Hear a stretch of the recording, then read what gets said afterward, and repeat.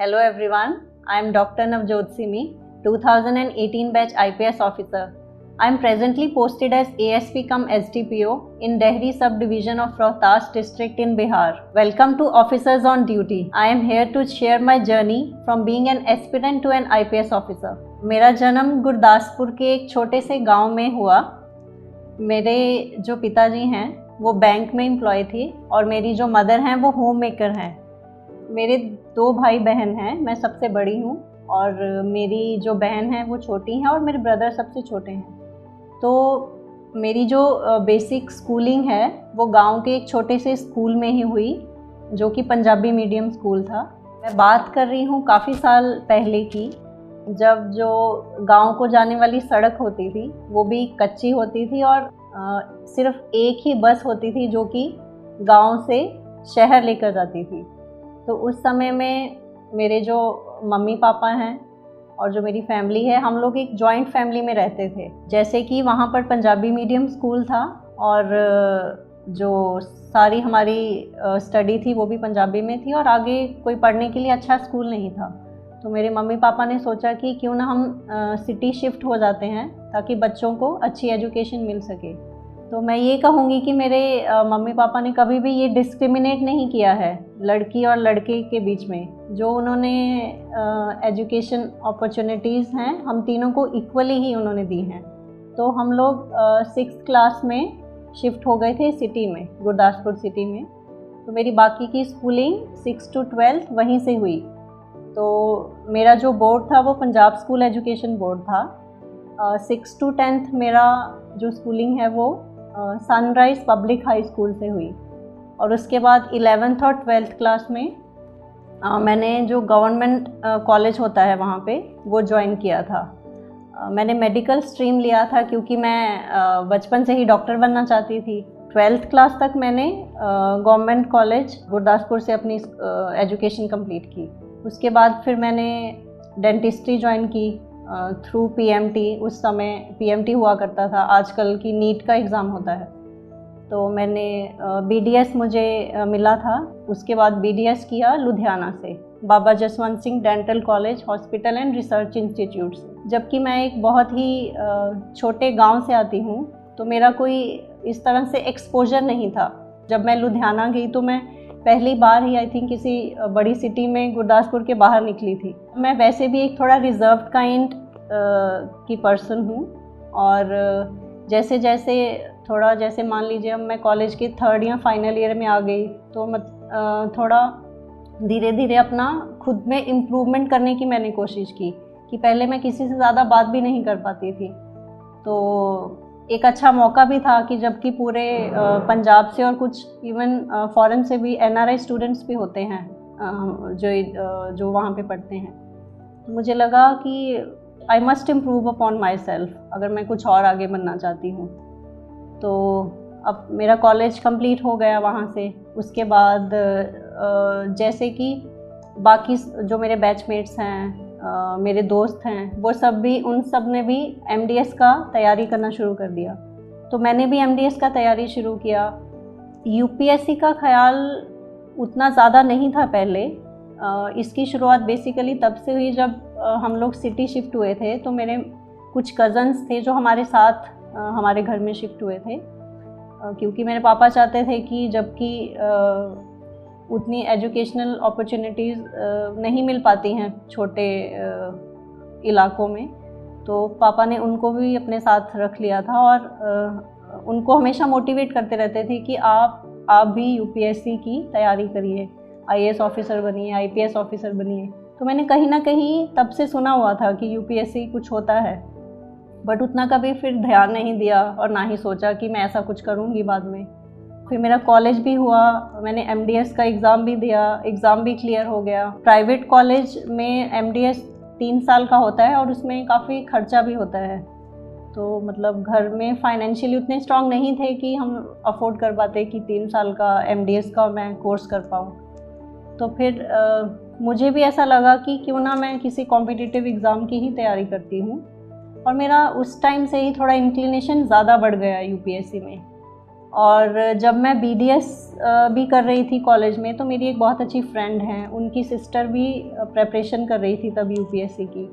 वो दीदी ने भी MBBS किया था और उसके बाद उन्होंने UPSC की तैयारी शुरू की थी। तो तब भी मुझे थोड़ा सा लगा कि मैं उनसे थोड़ा सा गाइडेंस लेके ये स्टार्ट कर सकती हूँ। तो मैंने फिर उनसे बात की। उन्होंने मुझे थोड़ा बताया कि आप कोचिंग एक बार ज्वाइन कर लीजिए। चूँकि मेरा मेडिकल बैकग्राउंड था, तो फिर मुझे भी ऐसा लगा कि कोचिंग के बिना करना थोड़ा मुश्किल होगा, और जबकि कोई गाइडेंस नहीं है, ना ही फैमिली में कोई पहले किसी ने तैयारी की है इस एग्ज़ाम की। Then I went to Delhi, फिर मैं दिल्ली चली गई। I joined a coaching, but still there was no guidance. I used to go to the class and then back to my room and study myself whatever I could, and slowly I started grabbing the things. फिर धीरे धीरे जैसे ही मतलब time बढ़ता गया, मुझे थोड़ा समझ भी आने लग गया मेरी क्या क्या गलतियां हैं और क्या क्या मैं कहाँ कहाँ मैं लैग कर रही हूँ, वो धीरे धीरे मुझे समझ में आने लग गया। और ये जब हम एक तैयारी शुरू कर देते हैं किसी भी कॉम्पिटिटिव एग्ज़ाम की, तो एक उसमें खुद को मतलब हर तरह से मोटिवेट करना बहुत ज़रूरी होता है। मतलब you have to continuously keep motivating yourself, and I believe कि वो आप सिर्फ खुद ही कर सकते हैं। मतलब कोई दूसरा आपको चाहे एक दिन के लिए या कुछ टाइम के लिए ही मोटिवेट कर पाएगा, बट आपको कॉन्टीन्यूसली अपने आप को डेली मोटिवेट करना है अपने गोल की तरफ जाने के लिए। मतलब मन में मेरे हमेशा था कि मैं अगर यहाँ पर आ गई हूँ, मतलब इतनी घर में भी सिचुएशन ख़राब होने की वजह से भी मैं यहाँ पर अगर आ गई हूँ, फाइनेंशियल भी कंस्ट्रेंट्स रहती हैं जैसे कि नॉर्मल हर एक लोअर मिडिल क्लास फैमिली में रहती हैं। तो मुझे लगा कि अगर मैं यहाँ आ गई हूँ तो मुझे किसी भी तरह से हार नहीं मानना है। मैं अपनी तरफ से तो पूरी मतलब शिद्दत से या पूरी अपनी जान लगा के मैं इसकी तैयारी करूँगी। उसके बाद जैसे PCS का एग्ज़ाम होता है, जो स्टेट सिविल सर्विसेज एग्ज़ाम होते हैं, हर एक स्टेट का अपना एग्ज़ाम होता है, तो मैंने उसका भी तैयारी किया, वो एग्ज़ाम भी साइड बाय साइड दिया। देन 2015 वाला जो PCS एग्ज़ाम था वो मेरा क्लियर हो गया था। उसका रिज़ल्ट आ गया था अगस्त ऑफ 2016। तो मुझे एक्साइज एंड टैक्सेशन ऑफिसर का रिकमेंडेशन हुआ। तो चूँकि कुछ आई थिंक कोर्ट का मैटर चल गया था, इस वजह से मैं ज्वाइन नहीं कर पाई थी। तो उसके बाद मुझे फिर से actually that was a good thing in disguise कि मेरे को टाइम मिल गया था, मैं आगे UPSC की अपनी तैयारी कंटिन्यू कर सकूं। तो मैंने फिर अपना अटेम्प्ट दिया 16 वाला UPSC। तो उसमें मेरा मतलब क्लियर हो गया था, मेरे को इंटरव्यू कॉल आया था, बट मेरा नहीं क्लियर हुआ था। जो फाइनल लिस्ट थी उसमें I was not recommended. Then I appeared in 2017 exam, और जो कि मेरा फाइनली फिर क्लियर हुआ। अगर मैं फिर चैलेंजेस की बात करती हूँ, जो भी चैलेंजेस आते हैं प्रेपरेशन के दौरान, उसमें मैं यही कहना चाहूँगी, तो मुझे ऐसा लगता है कि 90% of the aspirants face the same challenges. वही मतलब सबको फाइनेंशियल कंस्ट्रेंट्स होते हैं, सबको गाइडेंस नहीं प्रॉपर मिल पाती है, मतलब सब कोई अलग अलग बैकग्राउंड से आते हैं, मतलब different parts of the country से आते हैं। तो उनको थोड़ा एडजस्टमेंट करने में भी दिक्कत होता है, उनको खाने पीने में एडजस्टमेंट करने में दिक्कत होता है, रहने में दिक्कत होता है। तो वही सब चीज़ें हमने भी फेस की, मैंने भी फेस की हैं। तो फिर मैं अगर अब उसको सोचती हूँ पीछे, तो फिर मैं ये कहूँगी कि उसका भी अपना एक मज़ा होता है। जब आप बाद में पीछे मुड़ के देखते हैं तो आपको बहुत अच्छी उसकी एक मेमोरीज आपके साथ रहती हैं हमेशा। जो आपके स्ट्रगल डेज हैं वो आपको बहुत स्ट्रॉन्ग ही बनाते हैं।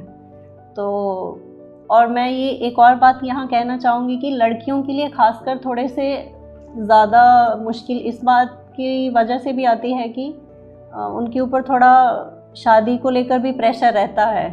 तो मतलब मेरे ऊपर भी वो प्रेशर था। मतलब दो my parents always supported me, खास करके मेरी मदर, उन्होंने मुझे हमेशा सपोर्ट किया, मोटिवेट किया। शी यूज़ टू से मी दैट जब तक तुम अपना इंडिपेंडेंट नहीं हो जाती हो फाइनेंशियली, उसके बाद ही तुम शादी करना। तो मुझे ऐसा लगता है कि आज अगर मैं यहाँ बैठी हूँ तो इसमें मेरी मदर का बहुत ही बड़ा हाथ है। So I am always grateful and thankful to her. I can never pay back to her whatever she has done for me। कुछ डिफरेंट टाइप के भी चैलेंजेस आते हैं, जैसे लड़की को मैं अपना एक पर्सनल एक्सपीरियंस भी बताना चाहूँगी कि जैसे मान लीजिए हम रूम में कुछ भी छोटा मोटा चीज़ ख़राब हो जाता है, मान लीजिए नल ख़राब हो गया है घर का, या कुछ और चीज़ है जो आपने शायद इससे पहले कभी ना किया हो, क्योंकि यूजुअली घर में नल ख़राब होता है या कुछ इलेक्ट्रीशियन का काम होता है तो या तो पापा जाएंगे या भैया जाएंगे, तो वो सब काम के लिए भी मैं खुद जाती थी। तो एक तरह से मुझे मतलब it has made me strong also, कि मतलब मैं खुद भी जाती थी शॉप में, ढूंढती थी कि कौन सी इलेक्ट्रीशियन की दुकान कहाँ पे है, प्लम्बर कहाँ पे है, उसको बुला कर लाना कि भैया आकर एक बार आप ठीक कर लीजिए। तो ये सब चीज़ करके भी मतलब एक आपको अलग टाइप का कॉन्फिडेंस भी मिलता है, जो चीज़ मुझे ऐसा लगता है कि ये सब चीज़ों का एक्सपोजर शायद हमें पहले नहीं मिल पाता है। तो ये सब जब आप प्रेपरेशन में होते हैं तो मतलब ये आपको चीज़ें बाद में समझ आती हैं कि आपने क्या क्या सीख लिया। आप बहुत चीज़ें सीखते हैं जो आप उस टाइम पे रियलाइज़ नहीं कर पाते हैं, बट बाद में you realise that you have learned a lot. फिर ये मेरा प्रेपरेशन पीरियड ऐसे ही मतलब बस तैयारी में क्लास जाना, क्लास के बाद वापस घर आना, फिर लाइब्रेरी भी चले जाना। मतलब अगर किसी दिन हर दिन अच्छा नहीं होता है, किसी दिन आप बहुत लो फील करते हैं या फिर उस दिन लो फील करते हैं, या फिर मान लीजिए आपको कई बार आप टेस्ट लिखने जाते हैं, आपको लगता है कि यार मतलब ये तो मैंने इतना टारगेट रखा था, मान लीजिए 20 में से मैं सिर्फ 15 क्वेश्चन ही कर पाई हूँ, तो वो उस चीज़ को लेकर भी मैं बोलूँगी कि आपको डीमोटिवेट कभी नहीं होना है। जैसे मान लीजिए इस टाइम मैंने 20 में से 15 क्वेश्चन लिखे हैं, तो मैं ये सोच कर जाऊँगी अगली बार कि मुझे कम से कम अगर 20 नहीं तो मैं 18 ज़रूर लिखूँगी। तो इसी तरह से मैंने भी किया है। आई स्टिल रिमेंबर जब मैं अपना फर्स्ट टेस्ट लिखने गई थी, मेंस, मैंने टेस्ट सीरीज़ लगाई थी, तो I could only attempt 14 questions in 3 hours. So I was really down कि यार कैसे होगा 20 क्वेश्चन, ये तो मतलब आपको क्वालिटी भी मेंटेन करना है, you have to give good content also in your question and the structure must also be good. But फिर भी मैंने ट्राई किया that next time I will have to do at least 18 if not 20, and it happened, and the next time I attempted 17 questions, so I was happy that I have improved a lot, and the third time I was able to complete all the 20 questions. So eventually I would say that आपको practice बहुत ज़रूरी है जब आप एक exam की तैयारी करते हैं। तो आपको जो मेंस की आंसर राइटिंग प्रैक्टिस है वो बहुत इम्पॉर्टेंटली करनी है। तो मैंने भी काफ़ी प्रैक्टिस की थी, और जैसे ही फिर मेरा मेंस हुआ तो मैंने सारे पेपर्स में 20 क्वेश्चंस कंप्लीट कर लिए थे। सो आई वाज हैप्पी, उतना तो सेटिस्फेक्शन था कि कम से कम पूरे क्वेश्चंस मैंने अटेम्प्ट किए हैं, और ये कोशिश की है कि उसकी क्वालिटी भी मेंटेन हो सके। तो उसके बाद फिर मुझे इंटरव्यू कॉल आ गया, तब मैं ट्रेनिंग पर थी ETO की। I was in Mohali when I got the interview call. तो मुझे फिर 1 महीना के करीब था इंटरव्यू जब स्टार्ट होने थे, तो मैंने लीव के लिए अप्लाई किया था। So I got the leave and I went back to Delhi. मुझे ऐसा लगा कि दिल्ली में थोड़ा बेटर अपने दोस्तों के साथ और मॉक इंटरव्यूज़ भी 2-4 दे लूँगी और अच्छा प्रेपरेशन फिर हो पाएगा। तो मेरा इंटरव्यू अच्छा गया, इंटरव्यू वाज गुड, तो मार्क्स भी मुझे अच्छे मिले इंटरव्यू में। और फिर जब बात आती है द डे ऑफ रिज़ल्ट, तो उस दिन भी मैं आफ्टर इंटरव्यू में वापस मैंने ज्वाइन कर लिया था। तो मैं मोहाली में ही थी उस दिन। मैं अपने कज़न के घर पे थी और मैं उस टाइम अकेली थी, there was no one in the house. तो मुझे आई थिंक किसी मैसेज से पता चला था कि रिज़ल्ट इज़ आउट। सो तो मैंने अपना रिज़ल्ट खुद ही खोल के देखा था। मेरे साथ यूजुअली ऐसा होता है कि जब भी मैंने कोई भी एग्ज़ाम का रिज़ल्ट देखती हूँ तो यूजुअली रिज़ल्ट मैं खुद ही देखती हूँ, कभी मुझे किसी ने नहीं बताया है कि तुम्हारा ऐसा हुआ है। तो उस दिन भी I was little scared also result देखने के लिए, बट मैंने जब खोला तो माई नेम वॉज देयर। तो वो जो मोमेंट था कि फाइनली जिस चीज़ के लिए मैं यहाँ पर आई थी, इतना परेशानी के बावजूद और जो भी मैंने रास्ते में जितनी भी रुकावटें आई सबको पीछे छोड़ते हुए जब आप अपना नाम उसमें देखते हैं तो एक वो जो मोमेंट है वो बहुत अलग होता है। सो मैंने सबसे पहले अपने घर पे कॉल किया, पापा को कॉल किया, उन्होंने फ़ोन नहीं उठाया। मैंने मम्मा को कॉल किया, उन्होंने भी फ़ोन नहीं उठाया। Then I called my cousin जिनके घर पे थी मैं, तो उन्होंने भी फ़ोन नहीं उठाया। फिर उसके बाद मैंने अपने ब्रदर को कॉल किया तो उसने उठाया, देन आई टोल्ड हिम। तो फिर मतलब वो जो मोमेंट था एक बहुत ही ओवरवेलमिंग था, बहुत सरियल टाइप का मोमेंट था वो। My mom was so happy, my father was so happy, सबको कॉल्स आ रहे थे सब तरफ से। और फिर मतलब उतना तो मेरी उनसे बात ही नहीं हो पाई थी कि उनके फ़ोन इतने ज़्यादा आने लग पड़े थे। मतलब मुझे भी कॉल्स आ रहे थे, मेरे पेरेंट्स को कॉल्स आ रहे थे कंटिन्यूसली। मैंने अपने कज़न को भी बताया। फिर दे वर ऑल्सो वेरी हैप्पी। हम लोग डिनर के लिए भी बाहर गए उस दिन। तो एक अलग ही वो फीलिंग था। मतलब मैं तो ये कहूँगी कि वो फीलिंग उस टाइम पे शायद मैं उतना सिंक इन नहीं कर पाई थी, but eventually you realise that you have finally become an officer now. तो वो आपको धीरे धीरे रियलाइज़ होता है, आप जब उसकी तैयारी में लग जाते हैं। मुझे एफसी जाना था उसके बाद अगस्त में, तो एफसी की जब थोड़ा तैयारी में हम लग गई मैं, तो फिर मुझे ज़्यादा फीलिंग आया और अच्छा भी बहुत लगा, क्योंकि लबासना एक ऐसी जगह थी जो मुझे पर्सनली तो बहुत मोटिवेट करती थी।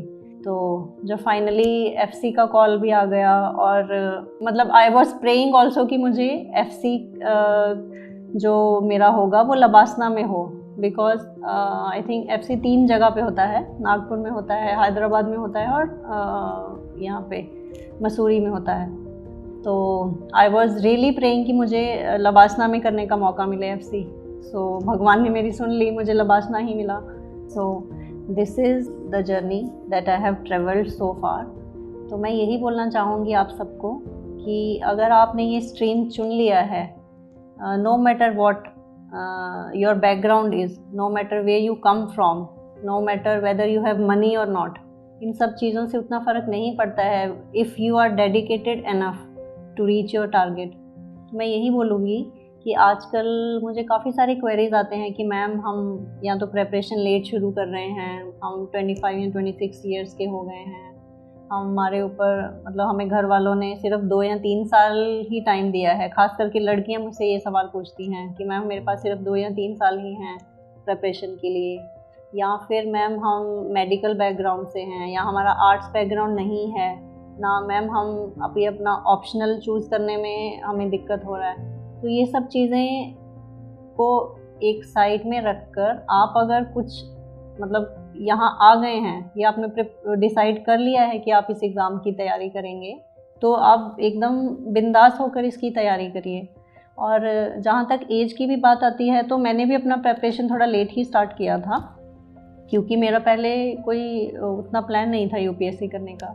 तो अगर मैं कर सकती हूँ तो आप भी ज़रूर कर सकते हैं। देखिए, मैं भी पंजाब स्कूल एजुकेशन बोर्ड से हूँ, मैं किसी कॉन्वेंट स्कूल से नहीं हूँ। मुझे भी इंग्लिश नहीं आती थी, मैंने इंग्लिश 6th क्लास के बाद से ही सीखी है। तो ना मेरा आर्ट्स का बैकग्राउंड है, मैं भी एक मेडिकल स्टूडेंट हूँ, मेरा ऑप्शनल सब्जेक्ट भी सोशियोलॉजी था। तो मेरे लिए भी सब चीज़ें नई थी और कोई गाइडेंस भी नहीं था। तो बट फिर भी मैंने ट्राई किया। तो मतलब आपका जो खुद को लेकर विश्वास है, या फिर आप वो जो नेवर गिव अप वाली स्पिरिट होती है, उसको आपने कभी नहीं छोड़ना है। तो जो फिर इन सबको कंक्लूड करते हुए मैं आपको सिर्फ 3 टिप्स देना चाहूँगी, जिसको आप अपने साथ रखिए और कभी मत भूलिए। उनमें से सबसे पहला तो यही है कि जो आपकी नेवर गिव अप वाली स्पिरिट है, उसको हमेशा ज़िंदा रखिए। आप बहुत सारी गलतियाँ करेंगे, so always try to learn from your mistakes. I have also done the same. मैंने बहुत बार फेलियर्स देखे हैं, but each time I try to figure out where I lagged, so the next time I improved upon those. तो फिर धीरे धीरे ऐसा होता गया कि मेरी जो बहुत सारी छोटी छोटी चीज़ें होती हैं वो मेरी टिप्स पे हो गई थी। तो आप भी इसी तरह करिए। Then I would say that discipline is very important when you prepare for this service, this exam. तो आप एक रूटीन बना लीजिए अपना। जैसे मेरा ऐसा रूटीन था कि मैं सुबह जल्दी उठती थी। I am an early riser person, मैं अभी भी जल्दी ही उठती हूँ।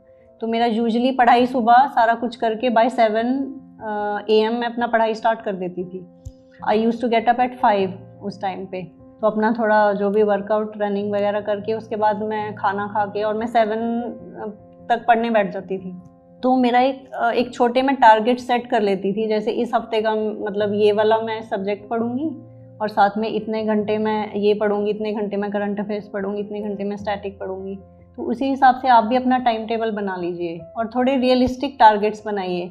कई बार ऐसा होता है कि मान लीजिए कुछ अचानक से आ जाता है और हम अपना टारगेट नहीं अचीव कर पाते हैं, तो फिर परेशान नहीं होना है, आप उसको कवर कर सकते हैं। तो आप भी इसी तरह से करिए। और फिर एक चीज़ मैं और बोलना चाहूँगी कि hard work is very important. हम ऐसा बोलते हैं कि कुछ लोग ऐसा बोलते हैं कि luck is a great factor in this exam, तो वो तो है ही है। और मेरा ये कहना है कि आपको लक कैसे आएगा, लक भी तो अगर आप हार्ड वर्क करेंगे तो लक भी आपके फेवर में जाएगा। तो मतलब मैं खुद भी इसका एग्जाम्पल हूँ आपके सामने। तो अगर आप अपना मेहनत करते रहेंगे, अपनी कमियों को दूर करते हुए अपने जो स्किल्स हैं उसको आप होन करते जाएंगे, तो आप एक दिन ज़रूर इस एग्ज़ाम में सफल होंगे। So my best wishes to all of you.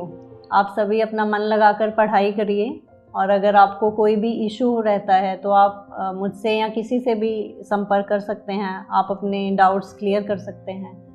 और I really wish to see you guys someday on officers on duty, and my best wishes to all of you.